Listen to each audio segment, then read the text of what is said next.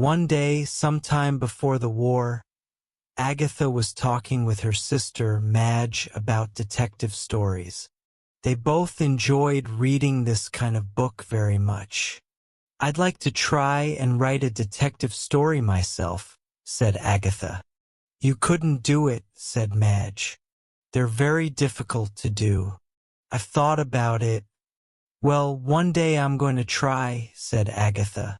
The idea stayed in Agatha's head, and she wanted to show Madge that she could do it. And when, years later, she went to work in the hospital dispensary, she again began to think about writing a detective story. There must be a murder in it, of course, she thought. The questions ran busily around inside her head. But what kind of murder? A death by poisoning? Who will die? Who will the murderer be? When? How? Why? Where? And what about a detective? There were some Belgian people living in Torquay who were there because of the war in Belgium.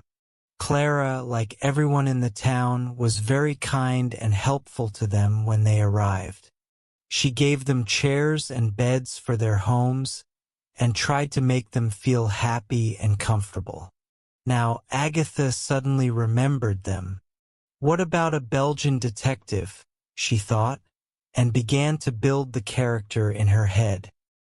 He'll be a very clever, very tidy little man. But what shall I call him? I know. I'll call him Hercules. She smiled.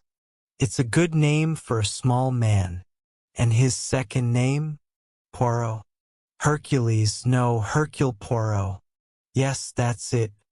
Agatha thought about her detective story during every quiet minute in the dispensary. She knew a lot about poisons now. She knew which poisons worked quickly and which worked slowly. She knew how much to give and what different poisons smelt and tasted like. She knew how people died from poisons. Did their faces turn blue? Did they die in their sleep? Or die screaming in pain? A good detective and a good writer of detective stories must know these things. She began to write her story at home and used Madge's old typewriter again. "What are you doing?" Clara asked her one day. "I'm writing a detective novel," said Agatha. "I want to finish it, but it's very difficult." "Why don't you finish it during your holiday?" said Clara. "Go away somewhere nice and quiet and take it with you." "Where do you want to go?" "Dartmoor." "Yes," said Agatha. Dartmoor. Dartmoor was a beautiful, lonely moor in Devon. Agatha took Madge's typewriter with her and stayed at the Moorland Hotel at Hay Tor. It was a large hotel with a lot of rooms, but not many people were staying there. For 2 weeks she wrote in her room every morning, then went for long walks alone on the moor in the afternoons. Everything went well. The characters seemed to come alive inside her head, and during her walks she planned her writing for the next day. She finished the last half of the book during her holiday, and soon after she sent it to a publisher. They returned it, but Agatha was not surprised. She sent it out again, but it came back once more.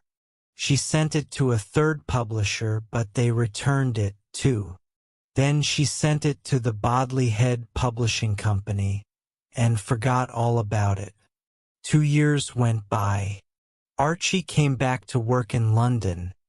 The war ended, and Agatha had a baby, Rosalind.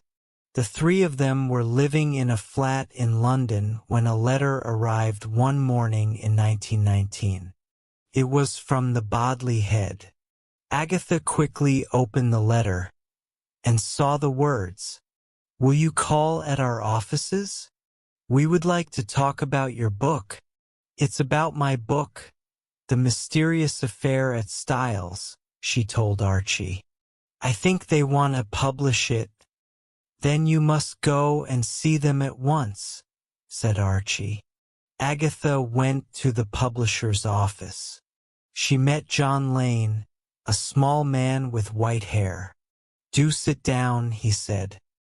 He had a kind voice and blue eyes that looked carefully at Agatha. "Some of my readers think that we could publish your book, but you will need to change the last chapter. And there are a few other small things."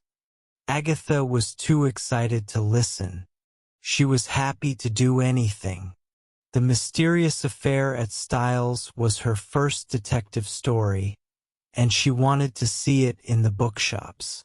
So she wrote a different ending for it and changed one or two more small things. And at last John Lane was pleased with it. Agatha's first book, The Mysterious Affair at Styles, was published in 1920. But before this, she began writing another book. It was Archie's idea. "Mother is finding it difficult to pay all the bills at Ashfield," Agatha told him. "Why doesn't she sell Ashfield?" Archie said to Agatha. "The house is too big for just one person. Then she can buy something smaller." "Sell Ashfield," said Agatha. "Oh no, she can't. I love it, and it's our family home." "Then why don't you do something about it?" said Archie. "Do something? What do you mean?" "Why don't you write another book?" said Archie. "Perhaps it will make a lot of money." Agatha thought about it. Ashfield was her family home, and it must stay in the family. Could she do anything to help? "Perhaps I could write another book," she thought. "But what can it be about?" The answer came one day when she was having tea in a tea shop. Two people were talking at a table near her. Agatha heard a name and began to listen. They were talking about somebody called Jane Fish. What a strange name, thought Agatha. But what a good beginning for a story. Somebody hears a strange name in a tea shop. And then, wait, perhaps Jane Finn will be better. Yes. Now let me think. And before Agatha left the tea shop, an idea for a story was running around inside her head. She went home and began it immediately. She called it The Secret Adversary, and the book was published in 1922. The story did not have the Belgian detective Hercule Poirot in it, but her next book, Murder on the Links, did. Readers loved Poirot. He was a very short, tidy little man with green eyes, black hair, and a beautiful black mustache. And like another famous detective, Sherlock Holmes, he was very, very clever. He was not shy about this, and was always telling other characters in the story just how clever he was. Other books followed, some with Poirot, some without. The Man in the Brown Suit, Poirot Investigates, and The Secret of Chimneys. Hughes Massey, the agent, was helping Agatha now. "You need another publisher," he told her. "A publisher who will pay you more than the Bodley Head. You're a good detective story writer, Agatha, and your books are beginning to sell well." So Massey sent Agatha's next book, The Murder of Roger Ackroyd, to William Collins Publishers. It was an important book for Agatha. The Murder of Roger Ackroyd came out in the spring of 1926, and people began to talk about it immediately. What did they talk about? The big surprise at the end of the book. "That's cheating," some people said, when they got to the end and found out the name of the murderer. "No, it's not," said other readers. "It's a very clever story. What's the matter with everybody?" Agatha said to Archie, "I didn't cheat. It's wrong to say that. People must read the story carefully, And she was right. All the clues were there in the story, and a very clever reader could guess the name of the murderer. But most people couldn't. So what was the surprise at the end? And who was the murderer? The only way to find out is to read the book. After The Murder of Roger Ackroyd was published, more and more people began to buy Agatha's books, and Agatha had more money to spend. The Christies bought a house at Sunningdale, about 30 miles from London. "What shall we call it?" said Agatha. "Styles," said Archie, "after your first book," and they put a picture of the front cover of the book, The Mysterious Affair at Styles, on the wall. But not long after they moved to Sunningdale, something happened that put Agatha's name on the front pages of every newspaper in England. She disappeared. People think that it happened because she was very unhappy at this time.